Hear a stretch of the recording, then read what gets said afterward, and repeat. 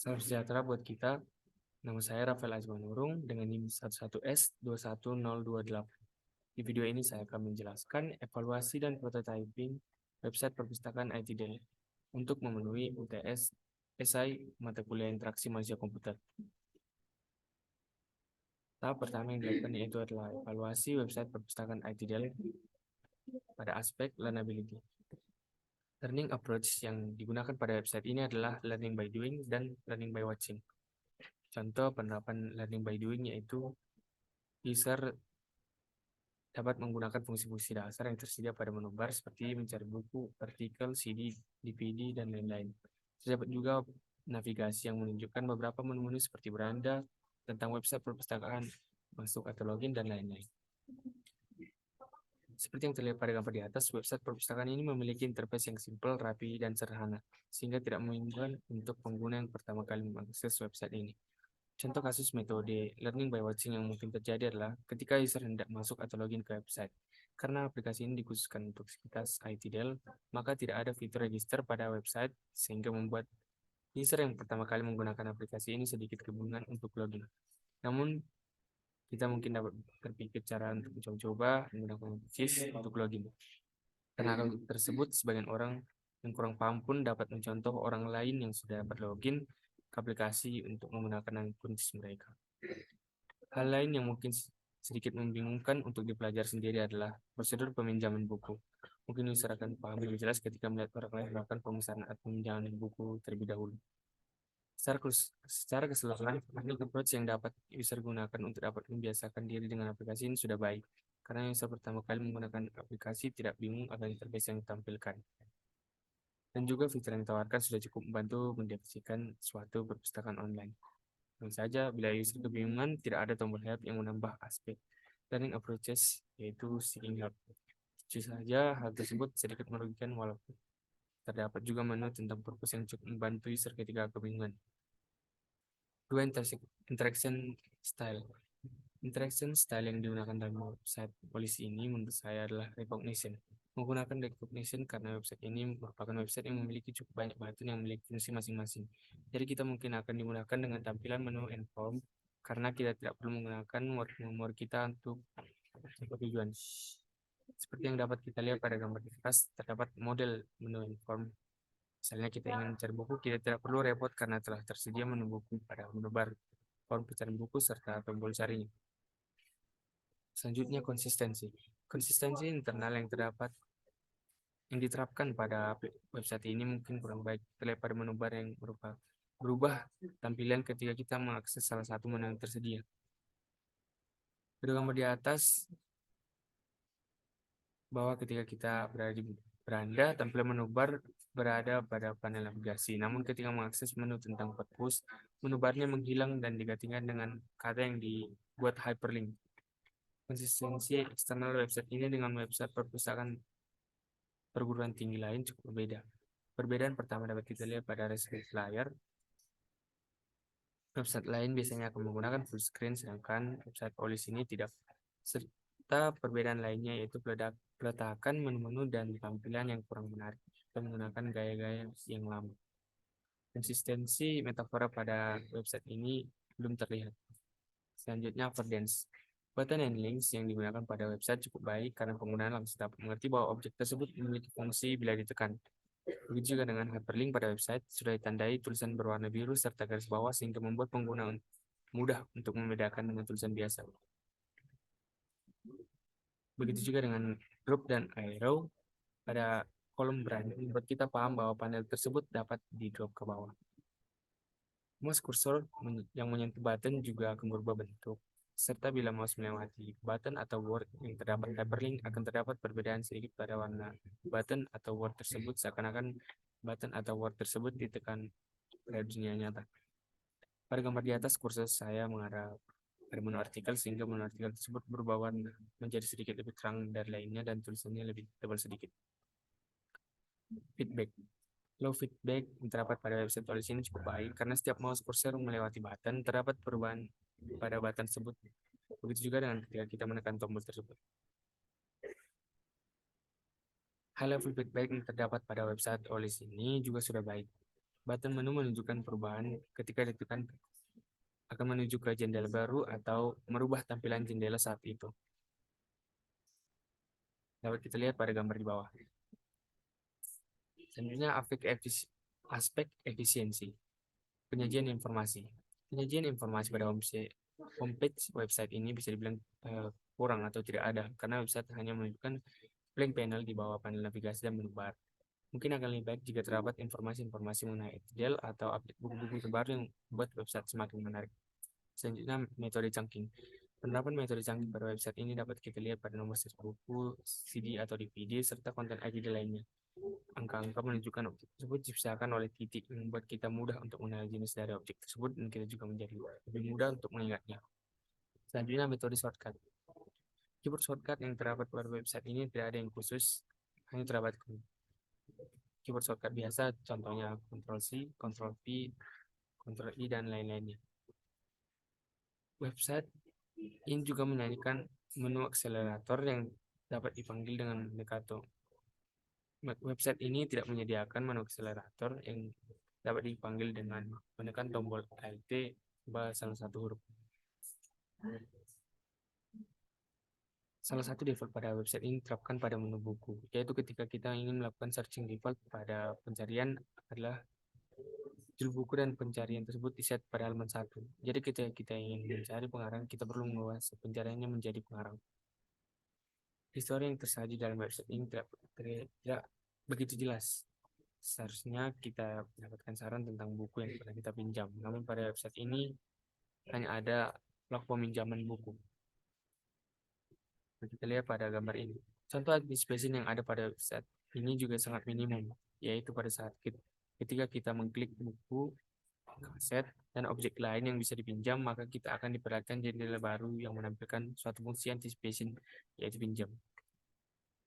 Dan juga aspek safety. Yang pertama jenis error, sleep capture error.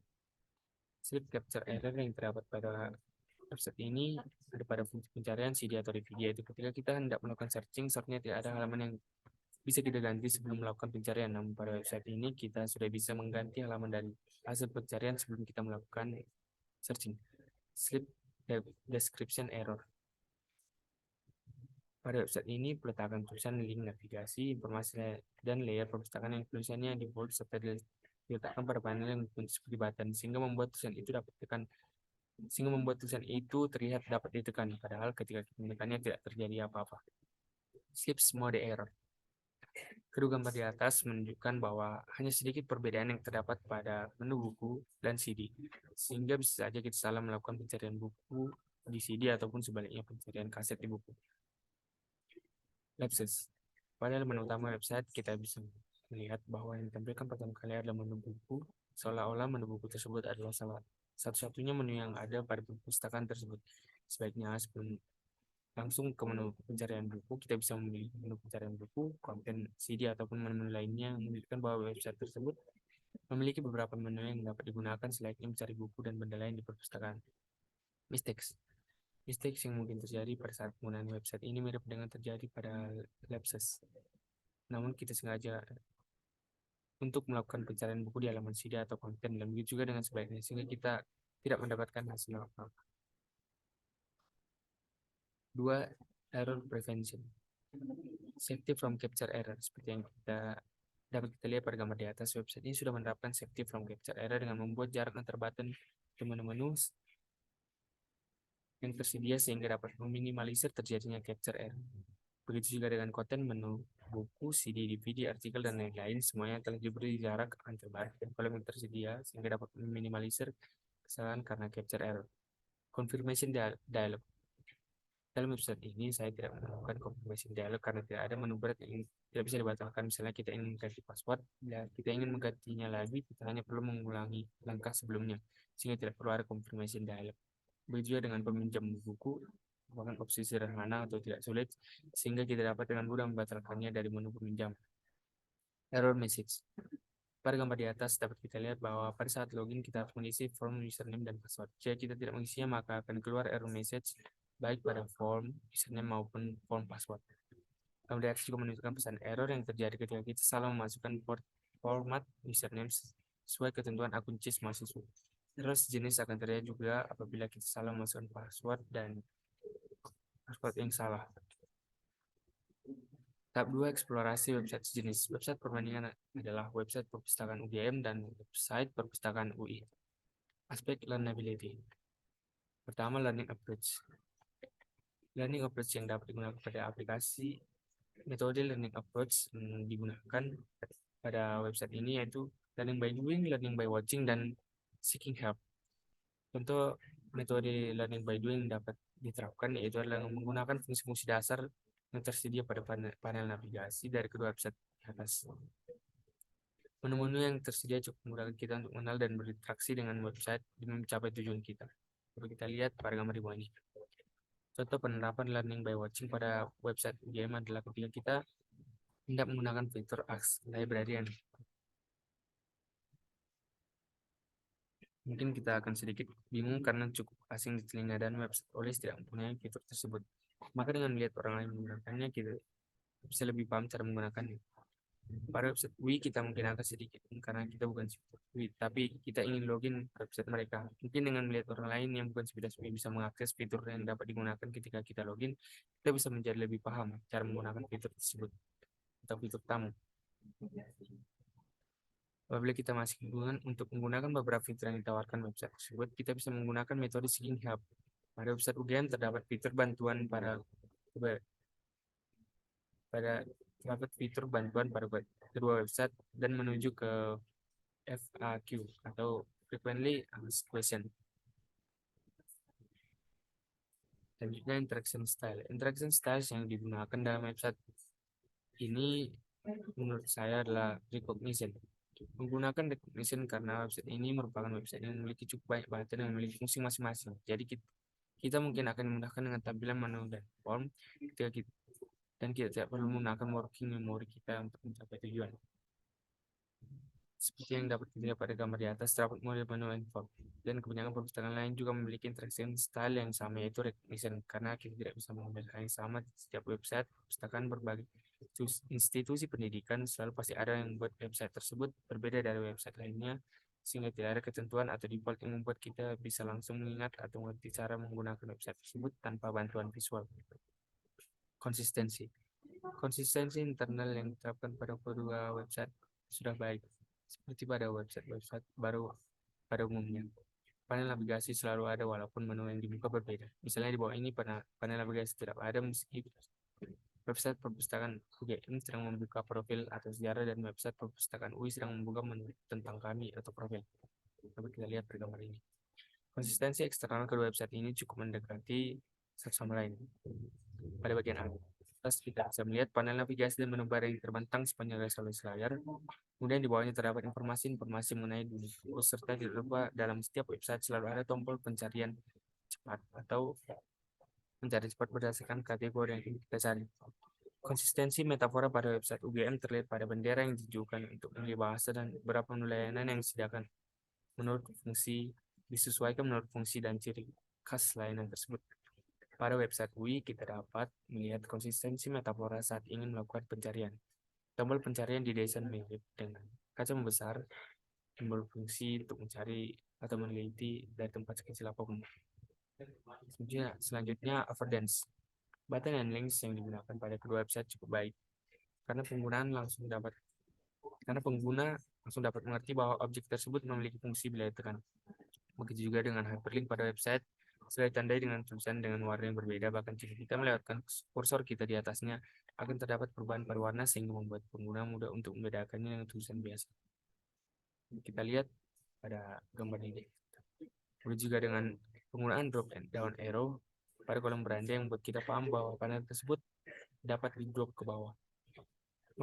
Mouse kursor yang menyentuh button juga akan berubah bentuk, serta bila mouse melewati button atau word yang terdapat hyperlink akan terdapat perbedaan sedikit pada warna button atau word tersebut, seakan-akan button atau word tersebut dapat ditekan pada bidang data. Feedback. Low level feedback yang terdapat pada kedua website ini cukup baik karena setiap mouse kursor yang melewati button terdapat perubahan pada button, sehingga kita terkesan dapat menekan button tersebut pada dunia nyata. Nah, gambarnya. Selanjutnya, high level feedback yang terdapat pada kedua website ini juga sudah baik. Button-button pada menu dan navigation pane menunjukkan perubahan ketika ditekan dan akan menampilkan jendela baru atau merubah tampilan jendela saat itu. Dapat kita lihat gambarnya di bawah ini. Selanjutnya, efisiensi. Penyajian informasi.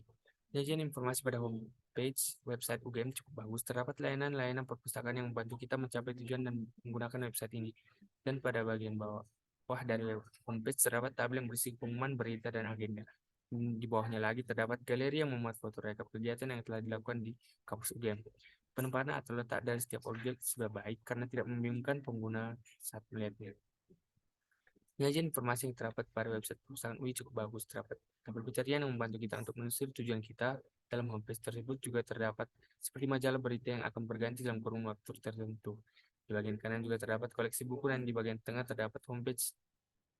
Terdapat beberapa koleksi artikel dan buku terbaru. Dan di bagian paling bawah terdapat tabel yang berisi koleksi sumber daya elektronik, e-book, serta research tool yang membantu pengguna untuk menjelajahi website. Metode chunking. Penerapan metode chunking pada website UGM sudah baik. Kita bisa melihatnya pada gambar di bawah ini. Hal pertama yang terlihat yaitu kelompokan menu layanan, e-resource, quick access, serta sosial media yang disusun dengan rapi. Penempatan itu tentu memudahkan kita untuk mencari menu apa yang kita inginkan. Kemudian terdapat juga penulisan nomor telepon, fax, serta nomor WhatsApp yang dibagi menjadi beberapa bagian angka. Tentu hal tersebut memudahkan kita untuk menghafal ataupun mengetikkan nomor tersebut. Pada website web, kita juga melihat hal yang serupa, yaitu ketika melihat menu-menu dikelompokkan berdasarkan koleksi, sumber daya elektronik, e-books, research tool, sehingga kita mudah menemukan yang kita butuhkan. Dan pada bagian bawah terdapat nomor telepon yang terbagi menjadi dua bagian agar mudah untuk diingat atau diketikkan. Metode shortcut. Keyboard shortcut yang terdapat pada website ini tidak ada yang khusus juga. Kita dapat menggunakan keyboard shortcut umum seperti Ctrl+C dan Ctrl+V dan lain-lain. Website bagi-bagi tidak menyajikan menu akselerator yang dapat dipanggil dengan menekan tombol Alt tambah 1 huruf. Salah satu default pada website UI diterapkan pada menu, yaitu ketika kita ingin melakukan searching. Terdapat tulisan keyword yang bermaksud menyuruh kita untuk mengetik kata atau kalimat sebelum melakukan pencarian. Histori yang tersaji dalam website ini tidak begitu jelas karena saya tidak melakukan login ke dalam website tersebut sehingga tidak bisa melihat menu lanjutan dari kedua website tersebut, misalnya histori peminjaman buku. Namun saya menemukan histori sederhana pada website UI. Rekaman pencarian kita akan disimpan bila kita melakukan pencarian pada panel pencarian homepage. Kemudian autocomplete. Autocomplete juga sudah diterapkan dalam website ini. Ketika kita melakukan pencarian, maka akan terdapat bantuan autocomplete yang memudahkan user melakukan pencarian. Aggregation juga sudah diterapkan dengan baik pada kedua website. Pada website UGM kita bisa melihat melakukan filter terhadap pencarian, dan pada website UI kita bisa memilih banyak keyword untuk melakukan satu search. Safety, means error. Strip capture error pada website UGM, strip capture error terdapat pada fungsi pencarian di mana kita melakukan pencarian tanpa memasukkan keyword pada kolom pencarian. Pada website UI, strip capture error terdapat pada pencarian spesifik. Bersama dengan website UGM, walaupun kita tidak mengisi kolom pencarian, tapi kita tetap dapat melakukan search. Slip description error. Slip description error yang terdapat pada website UGM adalah ketika kita mengklik menu pada panel navigasi, maka buttonnya akan berubah warna, namun jika kita mengklik menu yang berbeda lagi, button sebelumnya tidak kembali ke default. Hal itu tentu saja membingungkan kita karena kita tidak tahu sedang berada di menu yang mana. Pada website UI, slip description error yang bisa terjadi yaitu ketika tidak bisa menekan bahasa Indonesia ketika setting bahasa web tersebut berada pada bahasa Inggris. Begitu juga dengan sebaliknya. Lapses. Pada website UI, lapses yang mungkin terjadi yaitu kita tidak sadar sedang berada di menu buku klasik karena tidak ada penanda lain selain judul panel tersebut, dan menu buku klasik tersebut masih bisa ditekan sehingga mengakibatkan kita mengakses halaman sama sebanyak 2 kali. Mistake yang mungkin terjadi pada website UI yaitu ketika mencoba melakukan searching saat kolom pencarian sederhana belum memiliki keyword, dan hasilnya kita dapat tulisan yang menyarankan untuk mengisi kolom tersebut sebelum melakukan pencarian. Mirip dengan website UI, pada website UGM juga terjadi hal yang sama, yaitu ketika kita melakukan pencarian pada saat keyword belum dimasukkan, maka website UGM akan menampilkan hasil yang random. Selanjutnya, error prevention. Seperti yang dapat kita lihat pada gambar di atas, website ini sudah menerapkan safety from capture error dengan membuat jarak antar button-button menu sehingga dapat meminimalisir terjadinya capture error. Confirmation dialog. Dengan website ini saya tidak menemukan confirmation dialog karena tidak ada menu berat atau operasi yang sulit untuk diulang. Tidak bisa dibatalkan sehingga bila kita salah langkah dalam melakukan sesuatu, kita bisa langsung menekan tombol undo. Error message yang diterapkan pada website ini terjadi ketika kita hendak login dan kita lupa memasukkan salah satu komponen seperti username atau password. Hal tersebut juga terjadi pada mesin pencari pada website UGM akan mengeluarkan error message jika kita tidak memasukkan keyword pada kolom penelusuran. Selanjutnya, tahap 3, interview for empathy. Saya mewawancarai bagian dari program studi D3 Teknik Komputer angkatan 2022. Pertanyaan yang saya sampaikan kepada Duan dan pertanyaan yang saya sampaikan yaitu apakah menurut Anda website tersebut mudah untuk digunakan? Kedua, apakah kendala yang Anda alami selama menggunakan atau mengeksplorasi website tersebut? Ketiga, menurut Anda fitur apa yang seharusnya ditambahkan dalam website tersebut? Keempat, bagaimana tingkat kepuasan Anda dengan website tersebut? Saya menyampaikan pertanyaan yang sama kepada narasumber kedua yaitu Batara dari program studi D3 Teknologi Komputer angkatan 2022. Nah, hasil persona yang saya dapatkan adalah sebagai berikut. Profil dari Samuel Bimal. Samuel adalah seorang mahasiswa yang aktif dalam dunia perkuliahan. Ia sedang bermain game, membaca, dan menonton film. Ia kurang suka dengan kehidupan berorganisasi kampus demografik. Dapat kita lihat motivasinya, website perpustakaan dapat digunakan dengan baik. Website perpustakaan dapat membantu saya untuk menambah wawasan, dan website perpustakaan tidak membesarkan bagi pengguna. Station terkendala saat login website, sulit atau bingung saat hendak melakukan peminjaman buku, dan website terlihat kurang menarik. Inilah tahap prototyping website perpustakaan ETDL dengan menggunakan aplikasi Figma.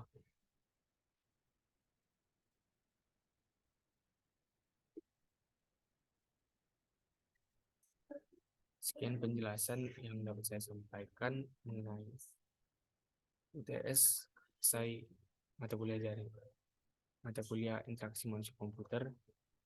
Apabila ada kesalahan dalam perkataan dan pengucapan, saya minta maaf. Perhatiannya saya ucapkan terima kasih.